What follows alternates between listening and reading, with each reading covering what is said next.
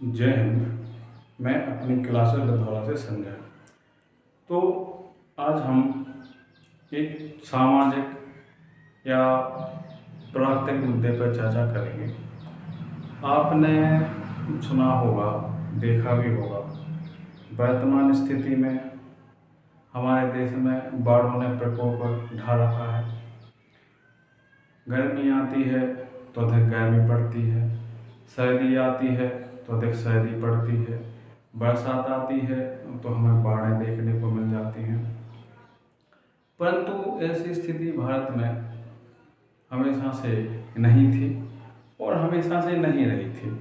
लेकिन जब हम वर्तमान में देखते हैं तो भारत में बहुत से प्राकृतिक सामाजिक बदलाव देखने को मिलते हैं। जैसे हमने एक गाना सुना है, बचपन से सुनते आ रहे हैं, धरती सुनहरी अंबर नीला, हर मौसम रंगीला, ऐसा देश है मेरा, ऐसा देश है मेरा। तो कवि ने भारत की प्राकृतिक सुंदरता को देख के ये पंक्तियाँ लिखी होंगी। धरती सुनहरी मतलब धरती जो हमारी थी वो सोने की तरह चमक रखती थी। लेकिन अगर हम वर्तमान में देखें तो नाले नालियाँ नदियाँ नाले बने पड़ी हुई हैं, बड़े बड़े जलाशय सूख चुके हैं, या फिर वहाँ पर इतनी ज़्यादा गंदगी है कि हम जाकर वहाँ पर 2 मिनट ठहर नहीं सकते। हर मौसम रंगीला, हर मौसम कैसा होता था? रंगीन होता था, रंगीला होता था। लेकिन अगर हम देखें, बरसात आती है तो नदियों में बाढ़ आ जाती है, बांध फट जाते हैं, लैंडस्लाइड होती है और जगह जगह पानी बह जाता है। दूसरे मौसम की बात कर लें, गर्मी, तो गर्मी में इतनी ज़्यादा गर्मी पड़ती है कि हम टेम्परेचर की वजह से घरों से बाहर भी नहीं निकल पाते। अब कुछ कारण रहा होगा इसके पीछे। सर्दी में देखें तो ये स्थिति होती है, तो कुछ कारण रहे होंगे इसके पीछे। आइए हम कुछ कारणों पर चर्चा करते हैं। जैसे हम सबसे पहले देखें, अभी वर्तमान में बरसात का समय चल रहा है। बरसात, तो बरसात वैसे तो प्रकृति का एक वरदान है, लेकिन यदि हम बरसात के बारे में देखें तो बरसात वरदान ना बन के हमारे लिए क्या बन गई है? हमारी जी का जंजाल। जैसे हम देखेंगे यूपी, बिहार, दिल्ली, गुजरात, मध्य प्रदेश, यह राज्य बाढ़ से बहुत प्रभावित हैं या बहुत ज़्यादा पीड़ित हैं। अब इसी के साथ हम इसमें देख लेंगे राजस्थान। राजस्थान, अब अगर हम राजस्थान, बिहार, यूपी, दिल्ली, गुजरात, मध्य प्रदेश इनकी चर्चा करें तो सभी की भौगोलिक स्थिति अलग अलग है। लेकिन अगर हम देखें तो यूपी भी बाढ़ से प्रभावित है, बिहार भी बाढ़ से प्रभावित है, दिल्ली भी बाढ़ से प्रभावित है, गुजरात भी बाढ़ से प्रभावित है, मध्य प्रदेश भी बाढ़ से प्रभावित है और राजस्थान भी बाढ़ से प्रभावित है। यदि हम इनकी भौगोलिक स्थिति देखें तो सबकी भौगोलिक स्थिति अलग अलग है। जैसे अगर हम भारतीय मानचित्र को देखें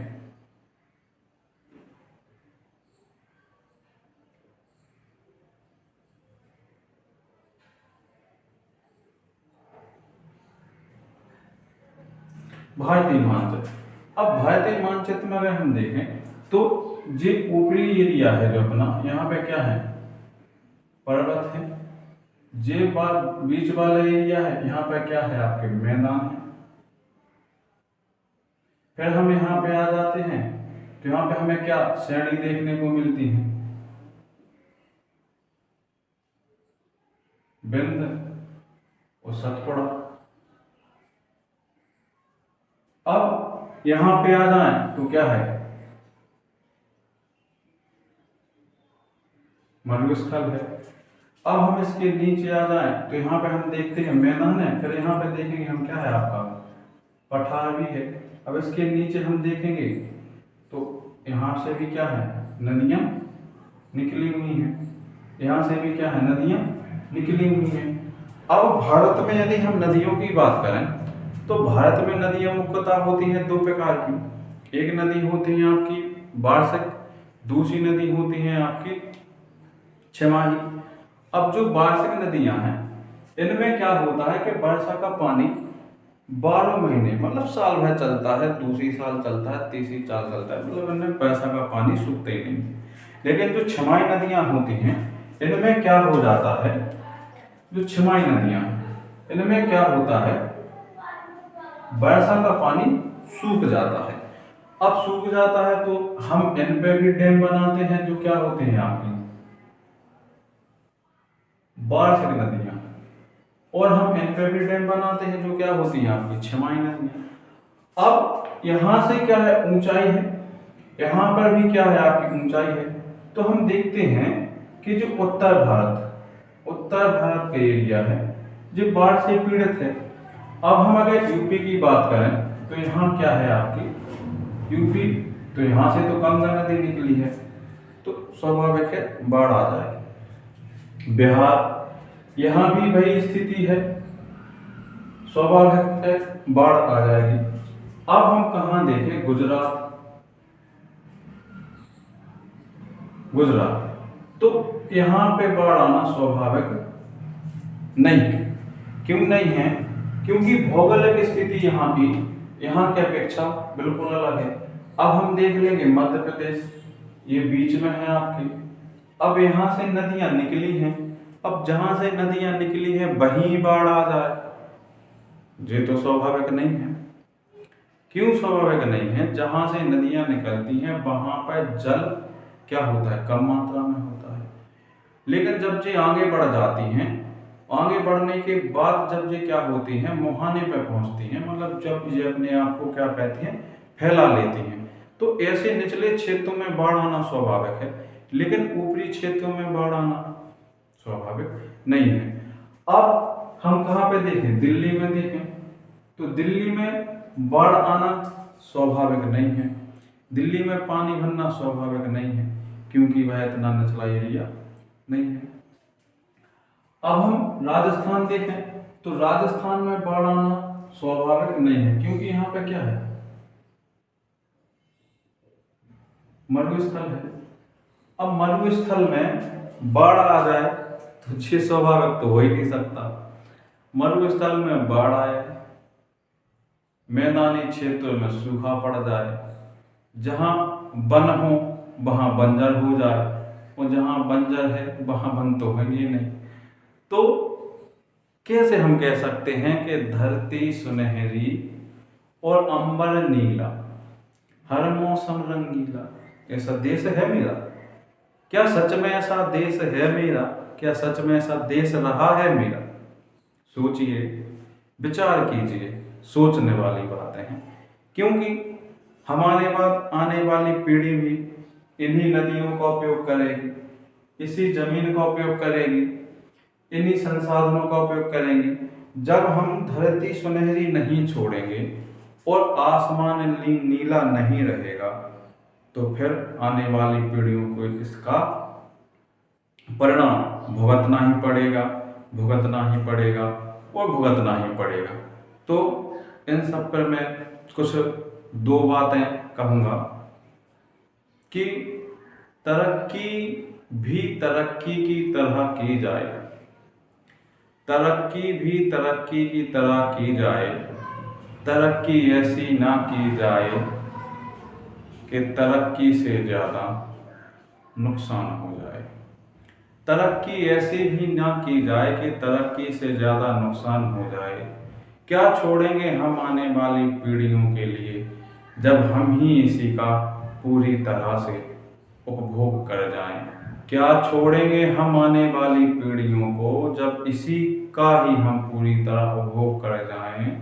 उपभोग करते समय हम ध्यान रखें कि आने वाली पीढ़ी भी आएंगी, वो हमारे बारे में क्या कहेंगी और क्या कह के जाएंगी। इन्हीं सब बातों को ध्यान में रखते हुए मैं बस एक ही बात कहूँगा कि हम जो सुनते आ रहे हैं, समझते आ रहे हैं, देखते आ रहे हैं कि जिस देश में मेहमानों को भगवान कहा जाता है, जिस देश में मेहमानों को भगवान कहा जाता है, क्या सच में ऐसी स्थिति है वर्तमान में?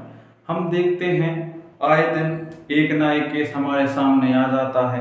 कभी फॉरेनर जो हमारे यहाँ पर्यटन के लिए आते हैं, उनके साथ लूट हो जाती है, उनके साथ छीना झपटी हो जाती है, उनके साथ गलत व्यवहार कर दिया जाता है। तो क्या हमारी संस्कृति है? हमारी संस्कृति है वसुदेवम कुटुंबकम, मतलब पूरा विश्व ही हमारा क्या है? परिवार है, कुटुंब है। ठीक है, पूरा विश्व नहीं मानेंगे तो कम से कम हम अपने देश को अपना कुटुंब तो मान सकते हैं। तो अपने देश को हम अपना कुटुंब मानेंगे तो देश जहां हिंदू, मुस्लिम, सिख, ईसाई आपस में सब भाई भाई, ऐसा वर्तमान में देखने को मिलता है हमें। वर्तमान में हमें देखने को मिलता है मैं इस जाति से, मैं उस जाति से, मैं तुमसे ऊंचा, तुम मुझसे नीचे। लेकिन क्या हमारे भारत की ऐसी स्थिति थी? ऐसी संस्कृति थी? यदि हमारे भारत की ऐसी स्थिति, ऐसी संस्कृति रही हो तो आगे भी चले। अगर ऐसी स्थिति, संस्कृति नहीं रही हो तो हम विचार करें कि हम अपने अंदर इतना बदलाव क्यों ला रहे हैं।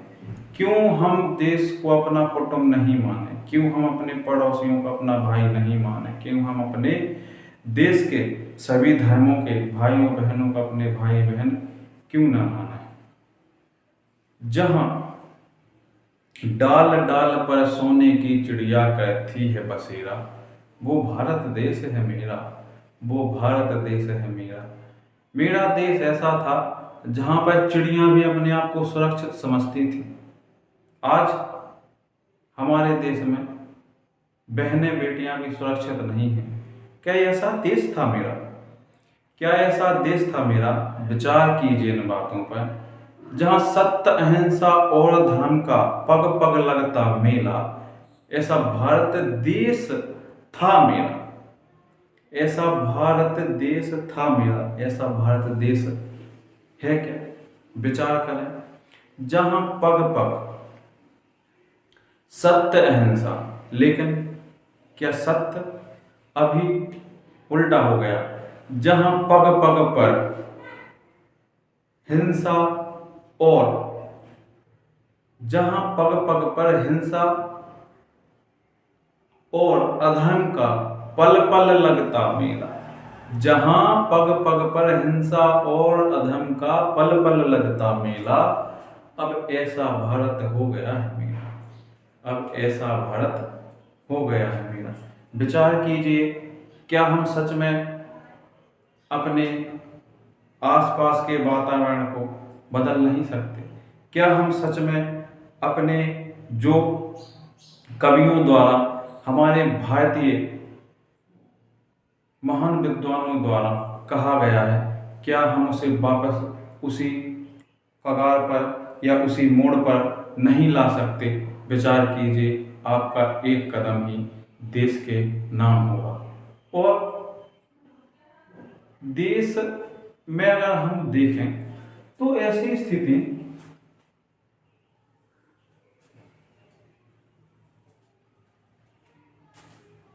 आने के पीछे क्या हमारा हाथ नहीं है?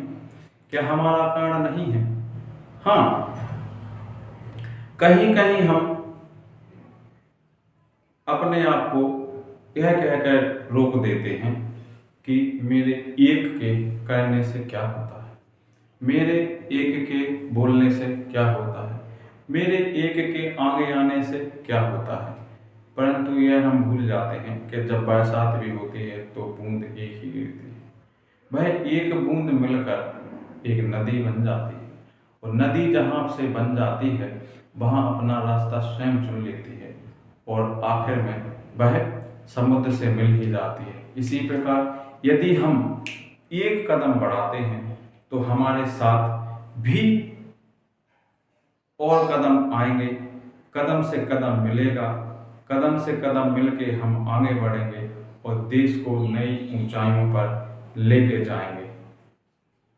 तो विचार करें और इन बातों पर ध्यान दें। यदि विचार अच्छे लगे हों तो मुझे कमेंट में बताएं और मुझे सपोर्ट करें, ताकि मैं आपको ऐसे ही नई नई वीडियो देता रहूं। धन्यवाद।